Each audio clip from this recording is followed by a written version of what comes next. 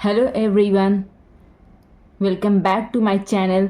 अब मैं स्टार्ट करती हूँ एक्सरसाइज 12B। ठीक है, इसमें डायरेक्ट और इनवर्स प्रोपोर्शन का एक्सरसाइज 12B का मैं क्वेश्चन नंबर 1 ट्राई कर रही हूँ। इसमें क्या कह रहा है बच्चों, इसमें कह रहा है कि observe the tables given below and in each case find whether x and y are inversely proportional. ठीक है, तो इसमें कह रहा है कि ये तीन टेबल दिया हुआ है। ठीक, इसमें कह रहा है कि बताओ कौन सा टेबल एक्स और वाई में ये इन्वर्सली प्रोपोर्शनल है, ये इन्वर्सली प्रोपोर्शनल है कि नहीं, ये है कि नहीं, ये है कि नहीं। ठीक है, इसको हम चेक कैसे करेंगे कॉपी में, तो चलिए स्टार्ट करते हैं। ठीक है, एक्सरसाइज ये 12B है। ठीक है, यहाँ पर लिख लीजिए एक्सरसाइज 12B। स्टार्ट करने से पहले अगर आप लोगों ने मेरा पिछला वीडियो देखा होगा एक्सरसाइज 12A का, तो उसमें भी बिल्कुल इसी तरह क्वेश्चन नंबर 1 था। तो उसमें हम बताया था कि एक्स बाई वाई का रेशियो जो होना चाहिए वो कांस्टेंट होना चाहिए। ठीक है, ये बताया था ना, मतलब कि एक्स और वाई के जितने भी वैल्यूज़ रखेंगे सबका सिंपलेस्ट फॉर्म सेम होना चाहिए। ठीक है, बट ये डायरेक्ट प्रोपोर्शनल का था। ठीक है, डायरेक्ट प्रोपोर्शनल का था। अब यहाँ पर हम क्या पढ़ेंगे, इन्वर्स प्रोपोर्शनल पढ़ेंगे। ठीक है, यहाँ पढ़ना है हमको इन्वर्स प्रोपोर्शनल एक्सरसाइज 12B में। तो 12B में हम कैसे चेक करेंगे इन्वर्स प्रोपोर्शनल है कि नहीं, तो हम इसको स्टार्ट करते हैं क्वेश्चन नंबर 1। ठीक है, क्वेश्चन नंबर 1 का 1 हम स्टार्ट कर रहे हैं। ठीक है, इसको पहले हम जल्दी से यहाँ पर डेटा बना लेंगे, एक्स और वाई का यहाँ पर बना लेंगे। 6/9 है, 6 और 9 है, 10 और 15 है, और क्या है 14 और 21 है, 16 24 है। ठीक है बच्चों, ये मैंने टेबल इस तरह से बना लिया है। ठीक है, जैसा कि आप लोग देख रहे हैं।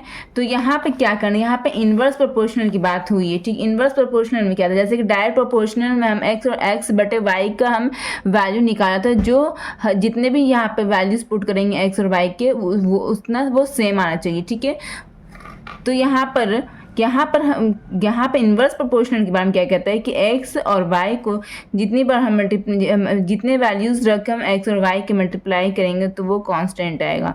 इट मीन्स ये होगा कि एक्स का जो भी वैल्यू रखूँ, वाई का जिस तरह का भी वैल्यू रखूँ, हर केस में ये कांस्टेंट आना चाहिए, मतलब सेम आना चाहिए। जैसे कि एक्स का वैल्यू, जैसे कि फर्स्ट केस यहाँ पर हम एग्जांपल के तौर पे चेक करते हैं। जैसे कि एक्स का वैल्यू हम रखते हैं 6 और वाई का वैल्यू हम रखते हैं 9। ठीक है, 6 9 6 कितना होता है, 9 6 होता है 54। ठीक है, ये हो गया। इसी तरह सिमिलरली मैं एक्स की जगह पर रख देती हूँ 10 और y की जगह पर मैं रख देती हूँ 15, बीच में मल्टीप्लाई है।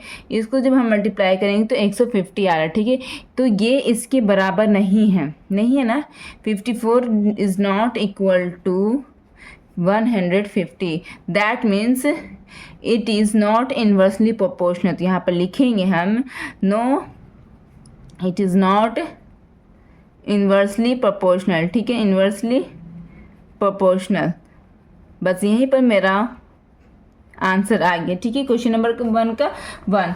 चलिए हम क्वेश्चन नंबर 1 का 2 हम ट्राई करते हैं। क्वेश्चन नंबर 2 में क्वेश्चन नंबर 1 के 2 में क्या लिखा हुआ है, इसी तरह से मैं जल्दी से यहाँ पर डेटा बना लेती हूँ।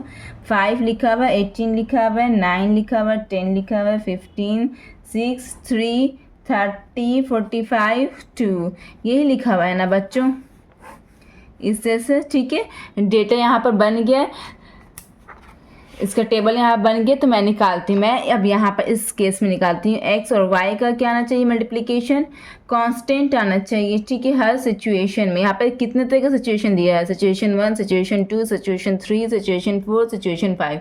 ठीक है, 5 तरह के 5 अलग अलग वैल्यूज़ दिए हुए हैं एक्स एंड वाई के।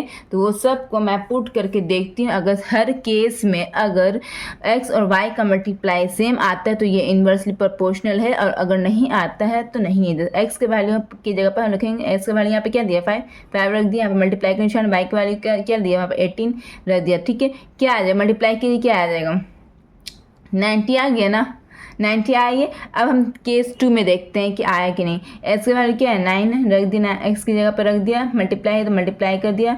वाई की जगह पर वाई का वैल्यू क्या है यहाँ पर दिया हुआ 10 दिया हुआ, 9 10 90, इट मीन्स ये भी सेम, ये भी सेम, ठीक, ये भी सेम, ये भी सेम।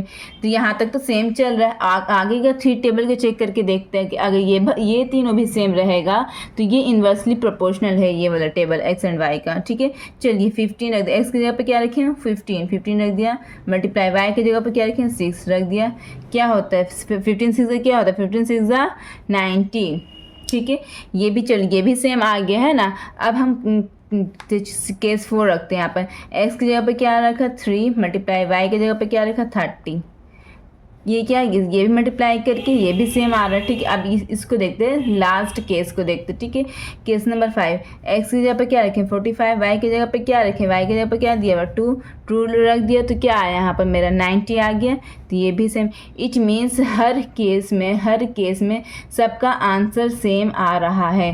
तो ये से इट इज़ इनवर्सली प्रोपोर्शनल। आप इस तरह से लिख दीजिएगा, इस तरह से आप शो करके लिख दीजिए कॉपी में, आपका आंसर बिल्कुल सही है। समझ में आया ना बच्चों।